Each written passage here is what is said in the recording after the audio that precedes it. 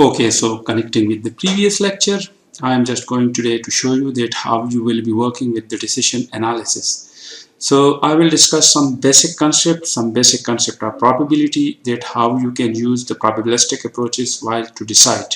So before going to that, I just want to give you a little bit more introduction that decision theory. What is decision theory? So decision theory basically represent a general approach to decision making which is suitable for a wide range of operations management decisions. Not only operations management decision, you can use decision theory in quality management, you can use decision analysis in procurement management, that what kind of machines you want to procure, what kind of item you want to procure.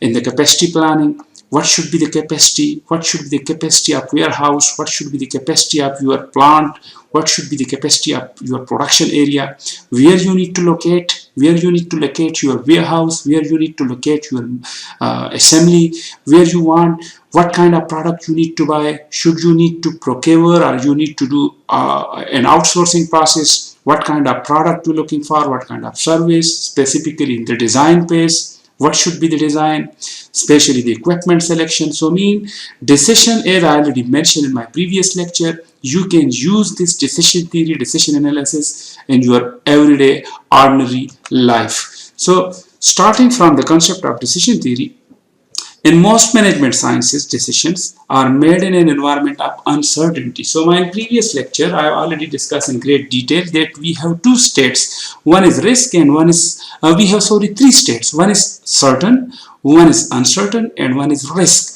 So means certain, so if everything is certain, we not need to decide because it is certain.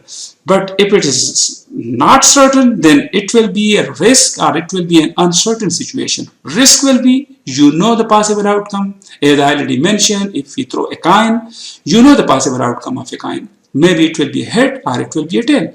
But in an uncertain situation, you know nothing. You investing in a specific opportunity, but you not know what will be the outcome. But yes, you know some specific, you have some specific information that on the basis of those information, you investing in this project. So decision theory provides an orderly way of choosing among several alternatives. So as I already mentioned before, that you have different alternatives. For example, you want to buy a car. In the market, there are different alternatives, different brands. So now the question is, what kind of specific alternative car will be the most feasible for you in your existing resources, in your existing budget? Which specific model can you afford in order to maximize your utilities? So decision theory provides an orderly way of choosing among several alternative strategies when decisions are made under uncertainty or risk. Consumer and firm are usually uncertain about the payoff from their choices. For example, paying with a fair die. Sometimes using that die, that if you get a 1, so you will be a winner. So what is the probability? So first of all, you need to know the sample space. So sample space, when you throw a die, will be S is equal to, it will be 1, 2, 3, 4, 5 and 6. So this is the possible outcomes when you throw a die. So what will be the probability of getting a 1? So probability of getting a 1, it will be 1 by 6. Probability of getting a 2, it will be 1 by 6. And probability of getting a 3, it will also be 1 by 6. Now you people know the two famous postulate of probability, R rule, and the other is AND rule. Okay, this is union and this represent intersection or product. So now we will win $2 if 1, 2 or 3. So what is the probability of 1? 1 by 6. R, so mean union mean plus, and intersection mean product. 1 by 6 plus 1 by 6. So mean if you throw a die, if you get 1 or 2 or 3, so the chances will be 3 by 6. It will be 1 by 2. This is the probability. We neither win nor lose if 4 or 5. So what will be the probability of 4? So as you know, 1 by 6. And probability of 5 is 1 by 6. So when you get 4, R 5, because once again this is R union. So 1 by 6 plus 1 by 6. So this is 2 by 6. Now we neither win nor lose. So what will be the probability of winning? So probability of win will be 1 minus this 2 by 6 or 1 by 3. So this will be 2 by 3. So this is the winning probability, and 2 by 6, 1 by 3 is the losing probability. We will lose 6 if 6. So I mean the probability of 6 will be 1 over 6. So at this way, I mean this is the basic concept which I want to introduce at this stage, that we can also use basic concept of probability in order to decide about the future. But for this, you know, so this is a risk. There is some risk involved because we know some possible outcome, but in an uncertain environment, we know nothing.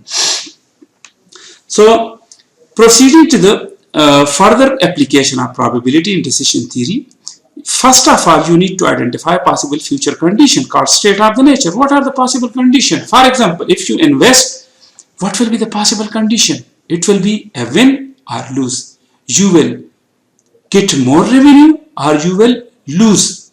So in this example, there are two states of nature. Develop a list of possible alternatives, one of which may be to do nothing. So mean alternatives mean different alternatives. What are the different ways?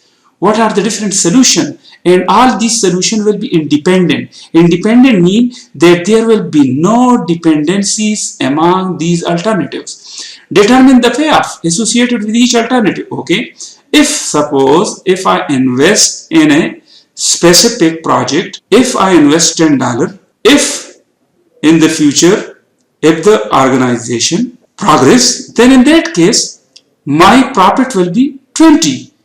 But if the organization not progress, then there will be a loss of $10. So determine the payoff associated with each alternative for every future condition. So basically, if the environment is good and if the organization progress, then in that case the payoff will be $20 profit. But in the worst scenario case, if the organization not progress, that will be a $10 lose. If possible, determine the likelihood of each possible future condition, evaluate alternatives according to some decision criteria, and select the best alternative. So main objective is to decide to choose that alternative, that process which give us more revenue, which give us feasible solution, which give us most output. So once again, coming towards the certain risk and uncertain environment. So as I already discussed, in certain environment we not need to decide because everything is certain. While in a risky environment, in which certain future event have probable outcome, we know that if we decide to do this, this will be the outcome. So that outcome will not be one dimension, that will be a two dimension, that will be a three dimension. That mean represent the possible outcomes. That present the outcomes mean the output. In uncertain situation, we know nothing.